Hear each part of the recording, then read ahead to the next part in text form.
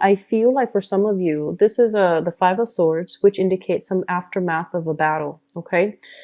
So I feel like there might have been a very conflictual situation that you dealt with in the month of January. And this is a really good card in the reverse position because it denotes to me that you took a really difficult path in order to achieve an outcome. So this is kind of like that bittersweet, victory where you didn't compromise your values, you didn't compromise your beliefs, you didn't sell yourself out in order to achieve an easier victory. I feel like a lot of you stuck by your guns, you kept your own, you held on to your values and you held on to it. And I feel like the aftermath of the battle is what we're dealing with, in February. So this is a good victory. It's a swift victory and no one like compromised or sold themselves out in order to get the easy way out. So it's a bittersweet card, but I feel that, a lot of you guys, and this is why I really, really love Virgo and people in general, you make hard decisions, and a lot of the times, like, when you believe in something, you will, fight for it. And you don't really shy away from conflict. And you're the type that, even though the hard choice needs to be made, you do the right thing because it's the right thing. And so I feel like oftentimes the right decisions comes about. People might not agree with you. And so I feel that, even though knowing that people might not agree with you, knowing that people won't be in your lives after you make this decision, you still do it because it's the right thing. So I feel like there was a major, some type of a conflict that might have happened in January and you're coming out victorious. It doesn't feel that way because I feel like it's almost bittersweet. But deep down internally, you did the right thing and you did the best to your capabilities. You didn't sell yourself out. You didn't, you stuck true to your values. And that's really important. Okay. So there was a lot of, I feel there were a lot of things that happened in January and, you're coming away from it and you're moving into a much smoother environment. Okay.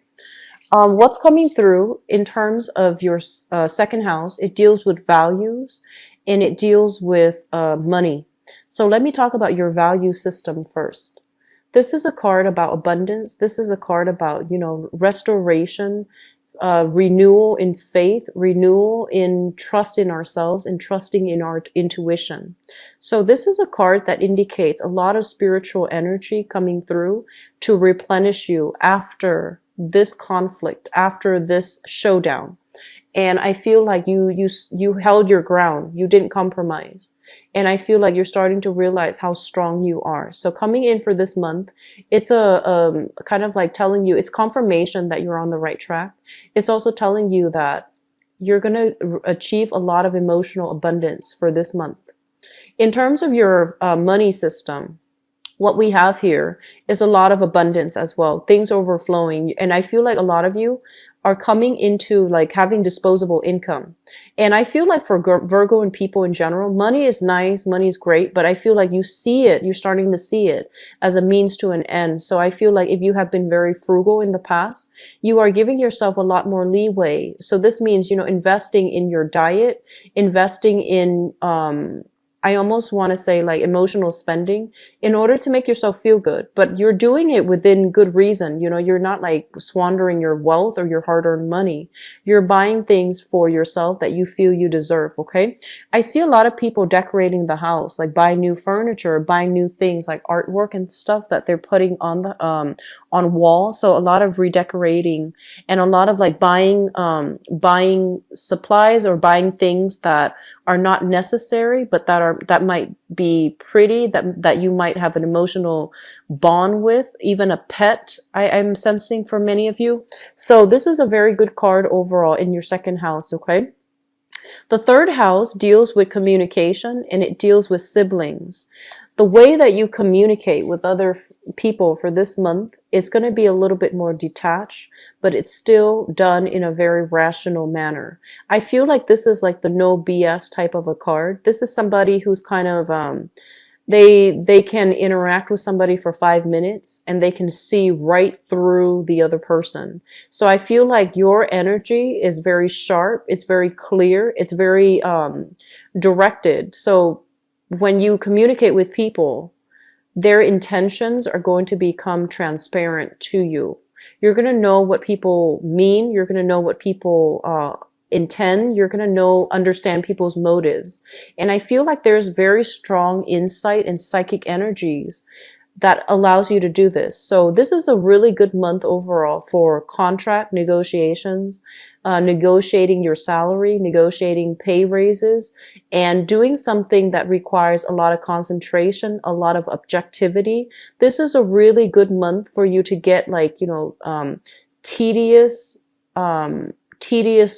tedious tasks done, and for you to do a lot of research, for you to, basically your mind is very sharp where things are not going to slip you by. Okay. So I do feel that the energy here is greatly conducive for getting things done, things that you have procrastinated on, like things that you have put off because of creative blocks or writer's block, or because you were not in a good position to concentrate.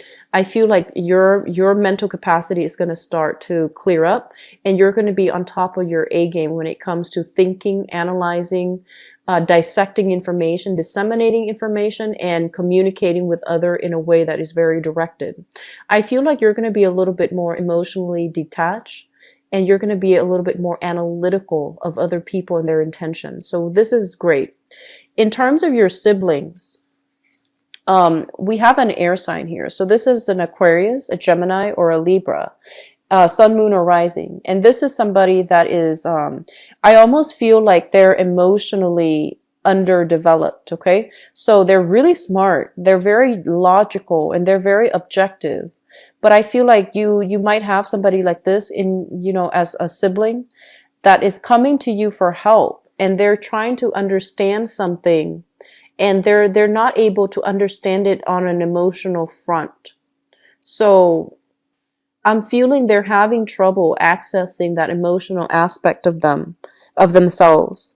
And so I feel like it's gonna require help from your end in order for them to provide that other piece of the puzzle. And I feel almost as if, even though you're talking about emotional things, the way that you both communicate is it's very logical. It's very rational. But I feel that you're going to be able to, I want to say accommodate the other person by changing your communication style in order to fit them, in order to provide a common narrative so that they understand where you're coming from. So there's going to be a lot of heavy communication with family members and especially siblings. And I do sense there's a lot of bouncing off ideas off of each other. There's a lot of, I also feel like just intellectual exchange with another person that will provide opportunities for healing, okay, for healing within the family unit, for healing within your communication. So your mind is really sharp this month, Virgo. You're the one that people are going to come to for advice, for training, for technical information, as well as, expertise in your field. Okay. So just be prepared for that. People will be coming to you, but I feel like you're going to, you need to teach them what they need to know. Don't do the work for them. Okay. Don't get yourself into that cycle. Teach them what they need, give them the technical information so that they can figure things out on their own. You can even lead them there. Just don't do the work for them. So practice a little bit of a detach from other people a little bit so that you can protect your energy and that you don't take on other people's burdens. Okay. The fourth house deals with family, and it deals with the mother as well. But I'm going to talk about your family home because I feel like you're coming into this month very, very independent. Okay. Independent of your childhood upbringing. You're just, you're coming into your own and you're making decisions for yourself. So we have here the Seven of Cups. And the Seven of Cups is trying to figure out, amongst the options, what do I do now? Where should I live? What do I want to invest in long term? Do I want another property? Do I want to live in an apartment? Do I want to live in a house? Am I happy with where I am right now? I did mention that I feel a lot of you are going to be redecorating, reorganizing your space, decluttering your space, figuring out what you need to let go of, what you need to sell, or, having a garage sale, or even like, is it worth even doing the garage sale? Should I just donate everything? Donation is going to be really good for you this month. Okay. So try to declutter your environment and weed out the things that you don't need anymore. If you haven't touched them in over like 6 months, you probably don't need them. So just, try to weed out your environment, make donations, because that's always good for, other people that that might need whatever it is that you don't need. So whatever you want to dispose of, try to arrange for some donations, pick up. Okay. This is also a situation where I feel like you are thinking long term as to how long you're going to stay in your present environment, and what type of a home you're hoping to create for yourself. So I feel a lot of you are giving some serious thoughts. There are many directions that you can go, but I feel like you're trying to figure out logically where you are and how the home life is going to match up with where you are professionally. So I do feel long-term planning coming through for many of you. Okay, so which is always a good thing. I'm getting an energy for, in terms of like mother figures and in terms of the childhood home that you grew up in. I feel almost like a mother, they're saying a mother that was very, very distracted. Okay. So she might have had a lot of things that she needed to take care of. She might have also had a lot of responsibilities and also emotional worries, emotional issues. I feel like it's somebody that really suppressed their feelings, and didn't have an outlet. They didn't have like a person to vent to. They didn't have a sounding board, and they didn't have an outlet. So I feel like they kept everything inside, and they're having trouble figuring fact from fiction, like, filtering out fact from fiction. A lot of the times I feel like this card also denotes dementia, memory loss. So you're dealing with somebody in your home environment that might be going through these changes, cognitive like impairments. I feel like memory loss, not being able to recall information. And I feel like you might be living with this person. This person might be your mother, or this person is in your environment somehow. They're very distracted. Okay. The next card here is your fifth house, and the fifth house deals with creativity. It deals with children, and it also deals with how you entertain yourself. I'm sorry. This is the fifth house. So we have here the Hierophant in the reverse position, and the Hierophant in the reverse position basically indicates a situation that is very unorthodox, untraditional, and it's kind of like outside the norm.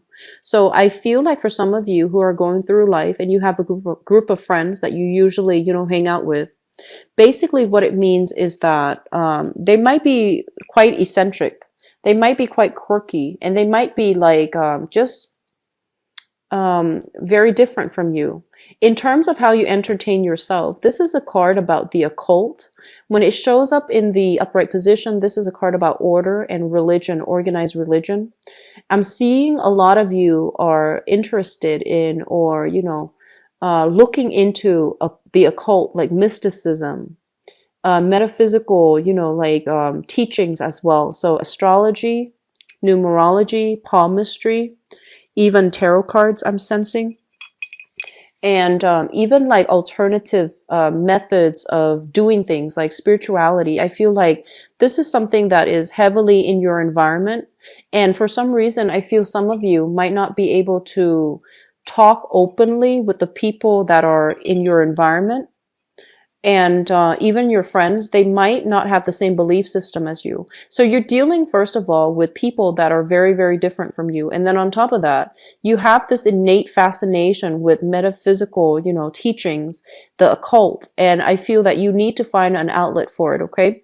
This is something that, if this is something that fascinates you, then definitely find ways to develop it. You know, develop your intuition, develop your psychic abilities, develop your dream state. You know, practicing something related to the occult, I feel would be really beneficial for you for this month. We have some really strong psychic energies coming through. I'm seeing it in this card. I feel like you might have been very busy in the past.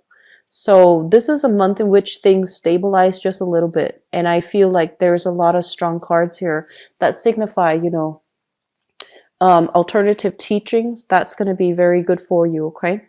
What I'm also getting as well is I just feel almost like some people are very good friends with their boss. Like they're saying like an authority figure that is turning out to be a very good friend that you might hang out with on a regular basis, or that you might, you know, spend more time with. So they're saying an authority figure. So you might be in a very good, you might have very good like rapport with your superiors. And I feel that you're being included into that circle, but it's not done in a way where, you know, there's still that power struggle or power dynamics. I feel like they're meeting you where you are. Like they're meeting you where you are. There isn't that employer-employee type of constraint. So you're going to be able to express yourself openly. Okay. Sixth house deals with your work, your health, and your daily routine. Let's talk about your daily routine. So I feel overall, Virgo people like to keep lists. You know, like you have a checklist. You finish something, you check it off, and you move on to the next thing. It helps you keep on track, and it also helps you feel productive. And this is something that I feel a lot of Virgo and people have in their life. Like they just, you know, that's what they do in order to get things done. And when it shows up in the reverse, this is the checklist. When it shows up in the reverse position, it's basically in terms of your daily routine, I almost feel as if you're not going to be inundated with a lot of responsibilities. So the checklist idea, I feel like it's no longer relevant. So I feel like there's going to be changes to your daily routine, but it's not imposed imposed from the external environment. It's coming from within. It's almost like you want to be a little bit more carefree. You want to be a little bit more unconventional, and you want to, like, you know, just, I feel like you have more free time to do whatever it is that you want. So you're not going to hold yourself, make yourself abide by strict rules, strict schedule, or like, you know, go through the checklist when it comes to your daily routine. So there's a lot more leeway. There's a lot more time. So you're not under the time crunch anymore coming through for February. When it comes to your health, be very, very careful. I do see a lot more physical activities that needs to take place. And I feel that you're going to find time to take care of that this month. So you're very good generally about, you know, personal hygiene as well as personal health. Okay. So like exercising, taking care of yourself. I feel like these are things that you're just naturally very good at. And with the little bit of, I feel like, you know, having a lot more free time is going to allow you to take care of this sector of your life. Now, in terms of the work situation, I feel like you're perpetually making progress, but when it shows up in the reverse, I feel like some of you are re-examining your career path and you're trying to figure out if the work that you're at is still meaningful further down the line in terms of achieving your career. So I feel like you're doing some major reassessment as to, you know, whether or not the career track is still something that you want, or whether or not this job is still going to be required for you to achieve that career that you're looking for. Okay. So I feel like some major changes coming through, but they're all very positive here. Moving on to the seventh house. The seventh house deals with love partnerships as well as business partnerships. So we have here the Seven of Wands. And we have two sevens here, as well as the Hermit card. So I feel like this is a really important month for you guys to really re-examine your relationships. And let me talk about business partnerships first. Business partnerships, I do sense if you're in a business partnership, there is going to be like a conflict of interest, okay? It's almost like not agreeing on the same things, not feeling as if contributions from both parties is fair. And if you're dealing with a partner, this indicates to me a partner that is, um, they're very stubborn. And I feel like, you know, they might be slow to act. They might be prone to procrastination, and they might leave things to the very last minute. And I feel there's going to be a little bit of a butting heads with your significant other or your partner when it comes to getting things done.